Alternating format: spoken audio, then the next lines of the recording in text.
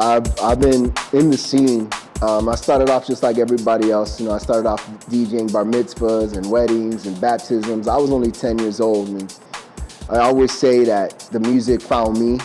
I never really had a chance. It came and grabbed me, and I became a soldier for it. What it was like to be 10 years old in '83, and house music was on the radio, and it was just such a different time. Breakdancing was just coming out, and to be 10 years old at that time, it was just a tremendous experience. So, like I said, I don't think I ever had a chance. It called me, and once it called me, I fell in love with it, and that was what I wanted to do. I knew it then. Just seeing DJs and the turntables and the speakers and the attention that DJs used to get when they would walk in a room. My parents were parents of the disco era, so they would always have house parties and rent DJs or have DJs come to the house, and I was infatuated with it. I was obsessed. So I knew right then that's what I wanted to do.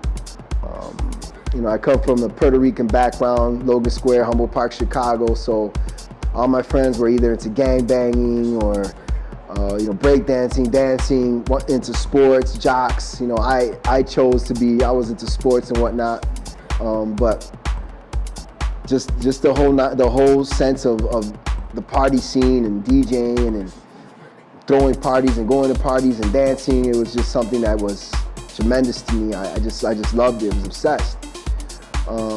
Little by little, I met some of these guys, some of my heroes you heard on the radio.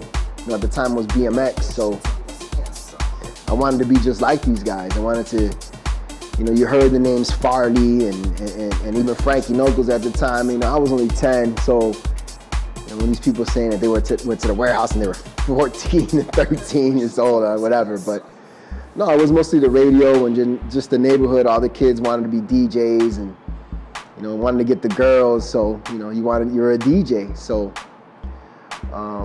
in 1997, I decided that that's what I wanted to be professionally. I went to school, I got my degree, and I decided that I was going to get my degree in a way that I was going to make a business out of this. So I started making records in 97. I worked from some pretty big names. Julian Perez from BMX was a huge mentor to me. Did the whole record store thing. Met people like Fast Eddie, Tyree Cooper, Cool Rock Steady at a young age. I did get to see the warehouse at 17 years old, 18 years old, so I was ahead of the game a little bit there. But for the most part,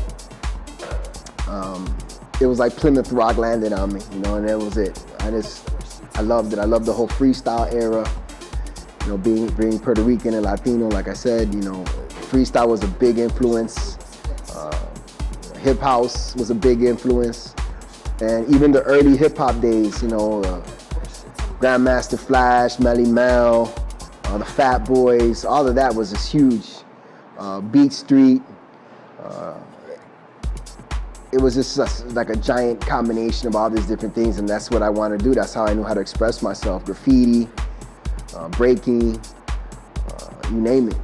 So my style of music, my style of house, it's a combination. I just can't really pinpoint just one thing. I love Jack House, obviously, but the influence of techno and deeper house. When people say deep house, I gotta say, deep house means you dig deep in your crate to find that certain cut. Maybe it was a B song or B track on the second side or the third song on an album. You know what I mean? So it was deep. You had to dig deep. I love that music, that style too. And it just developed, man. And I just wanted to make the records, and I watched, I learned, I listened, asked a lot of questions. And one day I said, I'm gonna be that. I wanna do that. That's what I wanna do. Long answer, right?